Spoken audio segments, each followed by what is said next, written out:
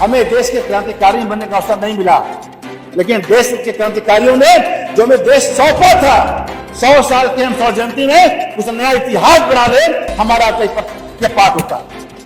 और हमें उसके लिए हम करने जा रहे हैं जल्दी ही।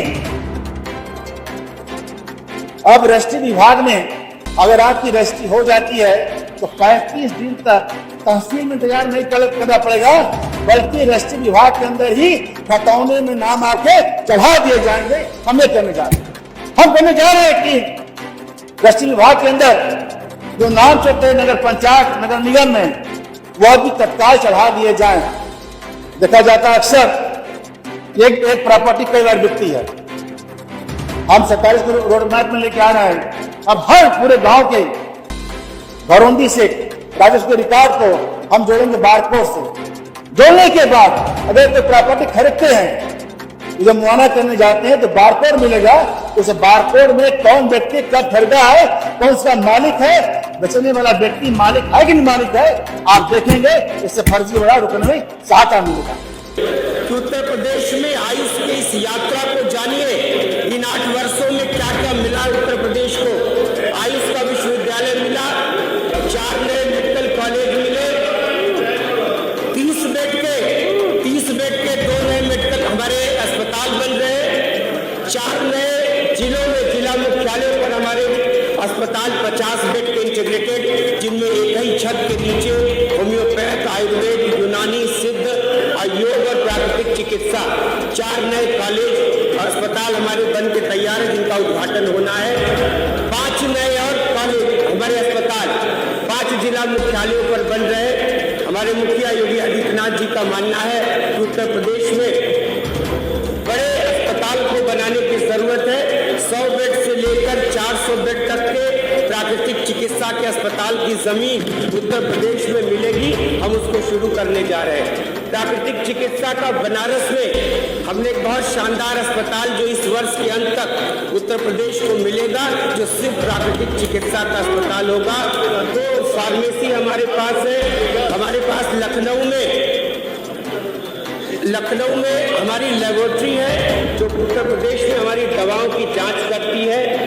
और नवाचार हमने जितने भी हमारे कॉलेज हैं NCISM से मान्यता के अनुरूप हम अपने कॉलेजों को तैयार कर रहे हैं। हमने अपने सारे कॉलेजों में स्मार्ट क्लास शुरू किया है। उत्तर प्रदेश के विकास या भारत के विकास से किसी भी प्रकार का सरोकार नहीं लगते। इनके द्वारा एक बार भी एक लाइन भी ये चर्चा नहीं किया गया कि सरकार को यह भी करना चाहिए।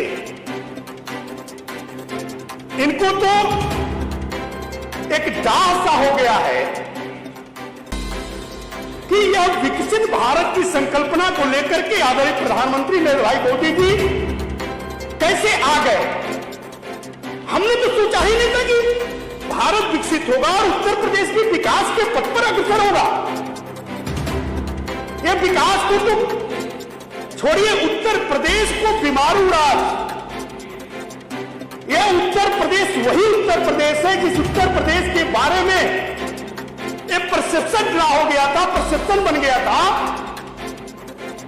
कि इसका विकास यहां कुछ भी नहीं हो सकता। जबकि यह उत्तर प्रदेश महान पृष्ठभूमि से जुड़ा हुआ प्रदेश है। यहां प्रभु श्री राम का जन्म हुआ, प्रभु कृष्ण यहां विराजित रहे। बाबा विश्वनाथ, मां विंध्यवासिनी, प्रयाग, गढ़मुक्तेश्वर, सूक्तीर्थ, नैमिषारण्य, महाराजा सुहेलदेव, निशान राजपूत, और मैं तो काशी का हूं अधिष्ठाता महोदय, कि उसको पूर्ण तीर्थ का दर्जा दिया गया है, जहां पर 12 ज्योतिर्लिंग के भी अंश विराजमान है, 12 आदित्य भी है, 11 विष्णु भी है, अष्ट भैरव भी है, अष्ट विनायक भी है, अष्ट प्रधान विनायक भी है, 11 विष्णु भी हैं, 9 देवी भी हैं, 9 गौरी भी हैं, सभी देवी देवता विराजमान है और 80 घाट भी है। मैं उस काशी का हूं। और जहां से आदरणीय प्रधानमंत्री जी सांसद हैं। गौरव है मुझे ऐसे उत्तर प्रदेश के विकास के बारे में चर्चा करने से अपने आप को वंचित कर रहे हैं। उसमें कोई इनकी भूमिका ही नहीं है। ऐसे लगता है कि उत्तर प्रदेश के विकास, एक भी विपक्षी मित्र ने विकसित उत्तर प्रदेश की संकल्पना के बारे में कोई चर्चा नहीं किया। लेकिन आदरणीय प्रधानमंत्री जी ने जब लिया इसको और लेकर के कहा कि हम विकसित भारत बनाएंगे, उसके 4 पिलर होंगे। नौजवान होगा, महिला होगी, मातृशक्ति, गरीब होगा और अन्नदाता किसान होगा। 4 विषय को लेकर के आदरणीय प्रधानमंत्री जी ने विकसित भारत की संकल्पना को लेकर के आगे बढ़ाया। कभी कभी चर्चा में सरकारी नौकरी डेवलपमेंट की चर्चा भी कुछ किया इन लोगों ने। अरे बंधुओं, हमने वादा किया था कि 1 लाख हर साल सरकारी नौकरी देंगे। 8.5 लाख से ज्यादा सरकारी नौकरी दे चुके हैं उत्तर प्रदेश की योगी जी की सरकार ने। क्या बात करते हो आप? उस पैनल सरकार की चर्चा करते हो जहां पर एक तरफ माफिया राज हुआ करता था। सरकार के राज सत्ता के संरक्षण में आपके द्वारा जगह जगह माफिया बैठा दिए गए थे। वो माफिया बैठाए गए थे जो गुंडा टैक्स वसूली करते थे, टैक्स के रूप में पैसा लेते थे और एक भी उद्योग धंधे यहाँ पर होते नहीं थे। आप उत्तर प्रदेश के बारे में गौरव का बखान करते हो? नहीं, हम ओछा नहीं करते, हम बखान करते हैं योगी जी के उत्तर प्रदेश में, जहां पर गुंडा राज समाप्त हो गया, माफिया राज समाप्त हो गया। कोई माफिया सर उठा करके यहाँ पर किसी के साथ कोई दुर्व्यवहार नहीं कर सकता। हम उस उत्तर प्रदेश की चर्चा करते हैं बंधुवर, जहां पर 45 लाख करोड़ के निवेश के प्रस्ताव आते हैं, 15 से 16 लाख करोड़ के निवेश हो जाते हैं। हम उस उत्तर प्रदेश की गौरव गाथा बखान करते हैं जहां पर ब्रह्मोस का निर्माण होता है, जो दुश्मन शत्रु देश के अंदर घुस करके प्रहार करता है और ऑपरेशन सिंदूर को सफल बनाता है। हम उस उत्तर प्रदेश की बात करते हैं जहां प्रभु श्री राम भव्यता के साथ राम दरबार में विराजित होते हैं। हम उस उत्तर प्रदेश की बात करते हैं जहां मां गंगा से सीधे साक्षात्कार करते हुए बाबा भोलेनाथ डमरू पर नृत्य करते हुए नटराज की भूमिका में दिखाई देते हैं। हम उस उत्तर प्रदेश की बात करते हैं जहां पर मां विंध्यवासिनी अष्टकोरी रचना में देवी शक्ति के साथ विराजमान है। नैमिषारण्य की बात करते हैं, सुखतीर्थ की बात करते हैं। हम उस उत्तर प्रदेश की बात करते हैं जहां पर सभी प्रश्नों का उत्तर मिलता है। हम गड्ढा खोजो अभियान चलाते हैं, आप गड्ढा बनाओ अभियान चलाते थे। योगी जी की सरकार ने यह तय किया है कि मजदूर का बेटा मजदूर नहीं बनेगा, बल्कि मजदूर के बेटा को भी डॉक्टर और इंजीनियर बनाने का काम योगी जी की सरकार करेगी। मानवर मजदूर के बेटा को भी IAS और IPS बनाने का काम योगी जी की सरकार करेगी। मानवर हम उनको अवसर देंगे, हम उनको मौका देंगे। और विपक्ष के साथियों से कहना चाहते हैं कि जो मॉडल अटल आवासीय विद्यालय के माध्यम से योगी जी की सरकार ने खड़ा किया है, मेरी चुनौती है, चैलेंज है। पूरे देश के अंदर कोई भी, चाहे प्राइवेट विद्यालय होगा चाहे सरकारी विद्यालय होगा, अगर अटल आवासीय विद्यालय का कोई मुकाबला करे, आप जो कहेंगे हम हार जाएंगे। और हमने किसके लिए बनाया मानवर? किसी करोड़पति के बेटा के लिए नहीं, मजदूर के बेटा के लिए योगी जी की सरकार ने अटल आवासीय विद्यालय बनाया है। मानवर हम उनके शिक्षा का इंतजाम करें और अभी हर मंडल पर एक अटल आवासीय बनाया है और 2047 तक हर जिला में अटल आवासीय आपको देखने को मिलेगा। मानवर हर जिला में अटल आवासीय देखने को मिलेगा। मानवर धन्यवाद।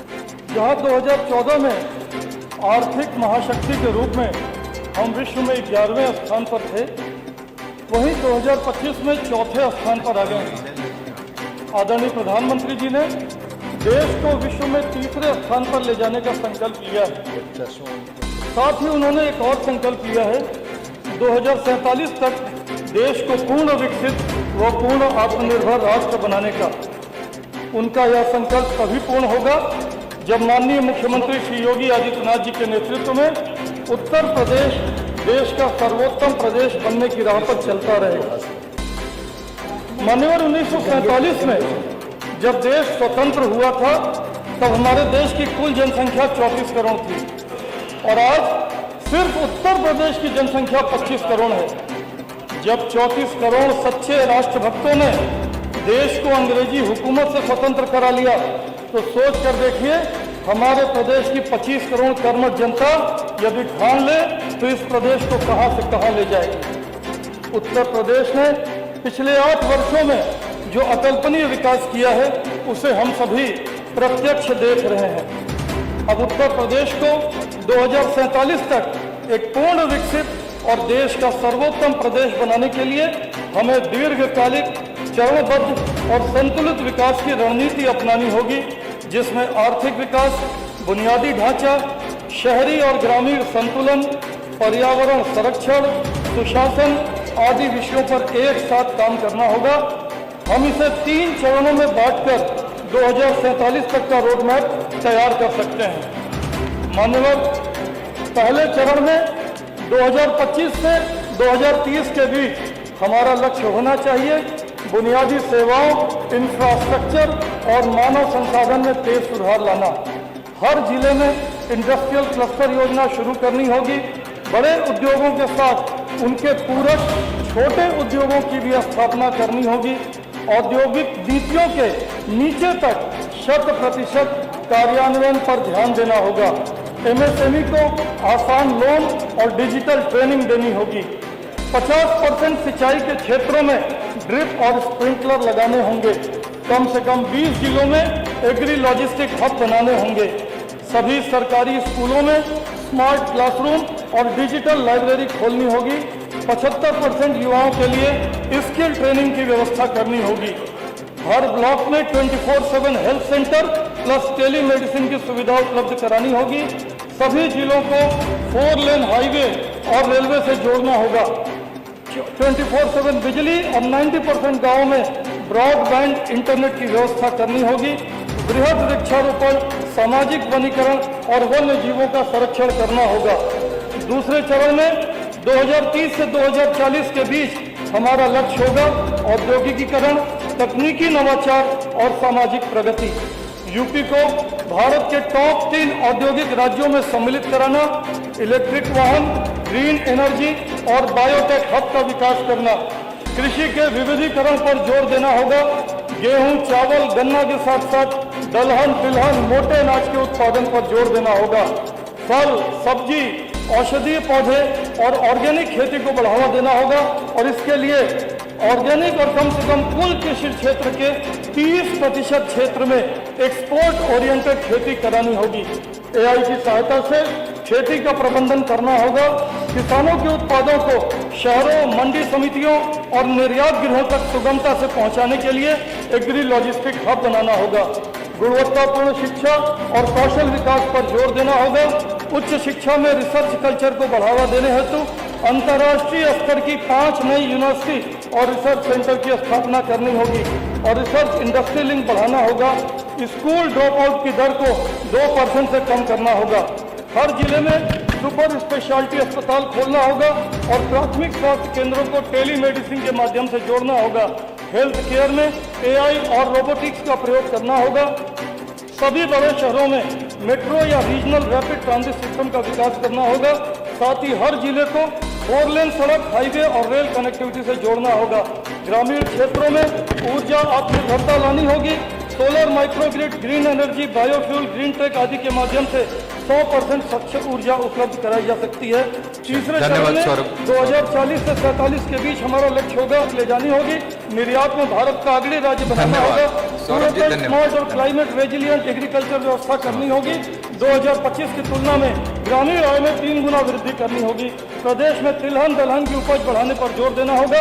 यूपी के कम से कम 5 संस्थान विश्व के टॉप 10 में लाने का प्रयास करना होगा। इन सब कार्यों के लिए मैं एक लाइन में समाप्त कर रहा हूँ। इन सब कार्यों के लिए सरकार को अपनी आय बढ़ानी होगी। काशी के सारनाथ, कुशीनगर, बोधगया को बुद्धिस्ट सर्किट बनाना चाहिए। काशी, विंध्याचल, प्रयागराज,